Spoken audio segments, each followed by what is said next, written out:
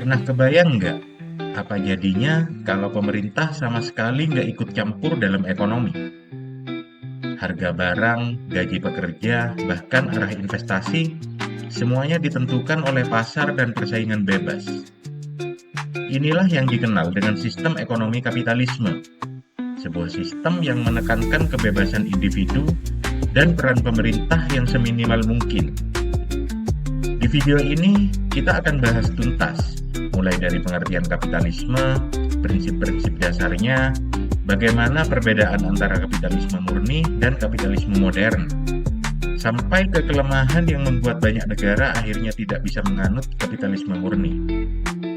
Jadi, pastikan menyimak sampai akhir, supaya kita bisa sama-sama memahami apakah kapitalisme ini benar-benar solusi, atau justru sumber masalah baru.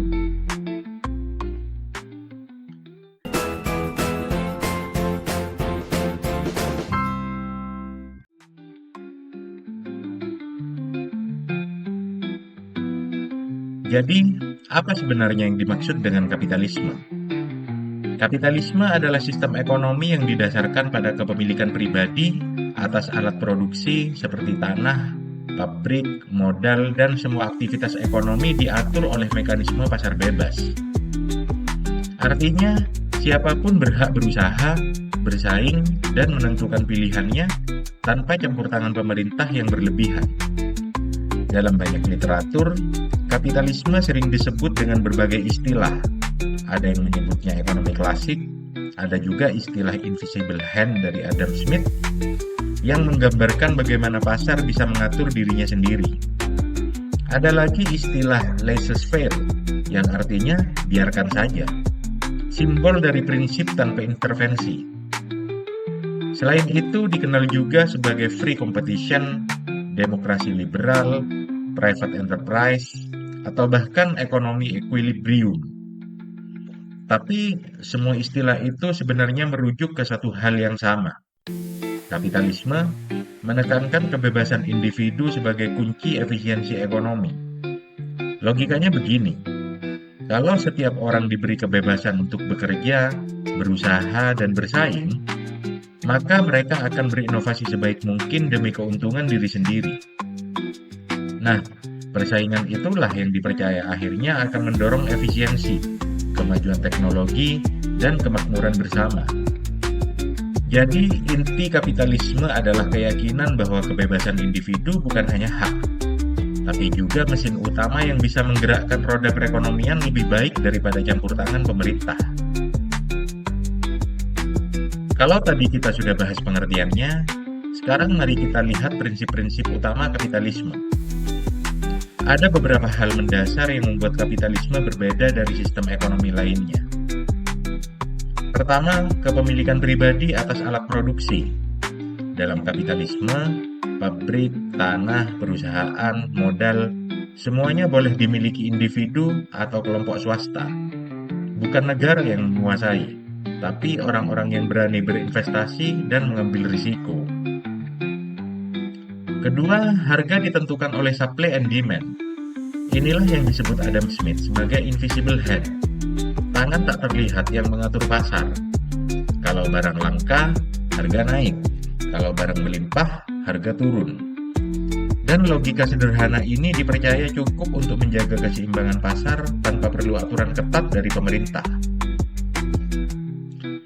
Ketiga, ada kebebasan penuh bagi individu. Bebas memilih pekerjaan, bebas membuka usaha, bebas menentukan konsumsi, bebas berinovasi, dan tentu saja bebas bersaing. Jadi, dalam kapitalisme, setiap orang dianggap punya kesempatan yang sama untuk sukses asalkan mau berusaha. Keempat, motif utama adalah kepentingan diri sendiri. Ini sering disebut self-interest. Orang bekerja keras bukan karena ingin menolong orang lain, tapi karena ingin mendapat keuntungan bagi dirinya sendiri. Tapi justru dari kepentingan diri sendiri inilah, secara tidak langsung, kebutuhan masyarakat luas ikut terpenuhi. Contohnya, seorang pengusaha roti mencari untung, tapi pada saat yang sama, ia menyediakan makanan bagi banyak orang. Kelima, peran pemerintah sangat terbatas. Pemerintah dalam kapitalisme bukan pemain utama, tapi hanya pelindung. Tugasnya menjaga agar persaingan tetap sehat, melindungi hak kepemilikan, dan memastikan keamanan. Selebihnya, biarkan pasar yang bekerja. Jadi, kalau kita simpulkan, kapitalisme berdiri di atas kebebasan individu, pasar bebas, dan kepemilikan privat, dengan keyakinan bahwa semua itu akan menghasilkan efisiensi dan kemakmuran. Sekarang, mari kita bahas kapitalisme murni, versi ideal dari sistem kapitalis, yang sering disebut sebagai bentuk paling bebas dari ekonomi. Dalam sistem ini, pemerintah sama sekali tidak ikut campur dalam kegiatan ekonomi. Tidak ada subsidi, tidak ada aturan harga, tidak ada larangan usaha, bahkan tidak ada intervensi saat krisis terjadi. Semua keputusan ekonomi, seperti apa yang diproduksi, siapa bekerja di mana, berapa harga barang, dan siapa mendapat untung, semuanya diserahkan ke mekanisme pasar. Individu diberi kebebasan penuh untuk bebas memilih pekerjaan, bebas mengkonsumsi apapun yang ia mau, bebas berinvestasi di mana saja, bebas memiliki alat produksi dari toko kecil sampai pabrik besar, dan pendapatan yang diperoleh dari berbagai sumber tadi bebas digunakan untuk apapun seperti upah untuk pekerja, sewa bagi pemilik lahan, bunga untuk pemilik modal, dan dividen untuk pemegang saham. Konsep ini sering disebut sebagai consumer ballot atau pemungutan suara konsumen. Artinya, keputusan produksi ditentukan oleh apa yang dibeli konsumen di pasar. Semakin tinggi permintaan, semakin besar insentif bagi produsen untuk membuat barang tersebut. Apakah ini semua terdengar ideal? Memang. Kapitalisme murni punya kelebihan besar seperti memberikan kebebasan tingkat tinggi dan menciptakan efisiensi pasar, karena persaingan mendorong inovasi dan harga tetap kompetitif. Tapi sistem ini juga penuh risiko dan kelemahan. Pertama, ketimpangan pendapatan sangat mungkin terjadi. Mereka yang punya modal besar akan makin kaya raya, sementara yang tidak punya makin tertinggal. Kedua, tidak ada jaminan sosial. Kalau kamu kehilangan pekerjaan, ya kamu tanggung sendiri. Pemerintah tidak akan turun tangan. Ketiga, potensi monopoli sangat besar. Perusahaan kuat bisa menguasai pasar, menghancurkan pesaing kecil, lalu menaikkan harga seenaknya. Keempat, hubungan sosial jadi antagonis. Masyarakat hanya bertemu sebagai pembeli dan penjual, majikan dan buruh, atau hanya sebagai pesaing satu sama lain. Solidaritas sosial jadi lemah. Dan yang terakhir, tidak ada satupun negara di dunia yang benar-benar menganut sistem ini. Karena seideal-idealnya kapitalisme murni di atas kertas, dalam praktiknya bisa berbahaya jika tidak ada pengawasan dan minim intervensi. Jadi, kapitalisme murni lebih seperti kerangka teoritis, bukan sistem yang bisa diterapkan 100% di dunia nyata. Setelah menyadari kelemahan kapitalisme murni, banyak negara akhirnya tidak menjalankan sistem itu secara ekstrim. Muncullah apa yang disebut sebagai kapitalisme modern atau neokapitalisme. Sistem yang masih berbasis pasar bebas, tapi disertai dengan campur tangan pemerintah secara selektif. Negara-negara seperti Amerika, Jerman, Prancis, dan negara-negara Eropa Barat adalah contoh nyata penerapan kapitalisme modern. Di sini, pasar tetap dominan. Harga barang, gaji, dan produksi tetap ditentukan oleh supply and demand. Tapi kalau terjadi ketidakseimbangan atau yang disebut market failure, maka pemerintah akan turun tangan. Campur tangan ini bukan untuk mengambil alih ekonomi, tapi untuk melindungi kepentingan umum. Contohnya bisa kita lihat di sektor-sektor strategis seperti transportasi umum, pendidikan dasar dan tinggi, layanan kesehatan dan air minum, infrastruktur seperti jalan dan jembatan, pertahanan dan keamanan nasional, serta regulasi tenaga kerja seperti upah minimum dan perlindungan buruh. Di sisi lain, prinsip kedaulatan konsumen tetap dijaga. Artinya, konsumen tetap bebas memilih produk dan jasa sesuai kebutuhan mereka. Pemerintah tidak memaksakan satu jenis konsumsi, tapi memastikan pilihan tetap tersedia dan adil.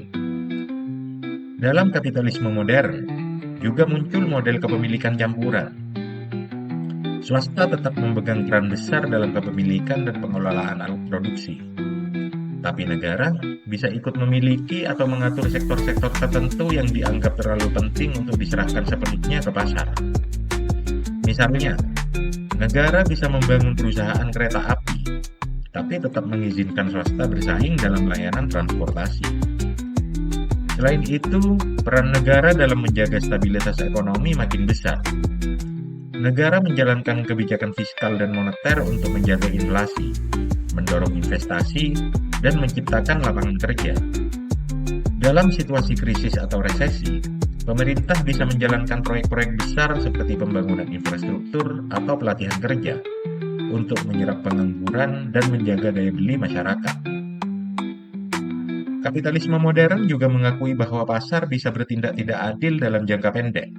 Karena itu, negara menerapkan kebijakan seperti upah minimum, pajak progresif atas penghasilan tinggi, dan pembatasan monopoli agar distribusi kekayaan tidak makin timpang. Intinya, kapitalisme modern adalah bentuk kompromi. Kebebasan pasar tetap dijaga, tapi dilengkapi dengan intervensi negara yang terukur demi menciptakan keseimbangan antara efisiensi dan keadilan sosial.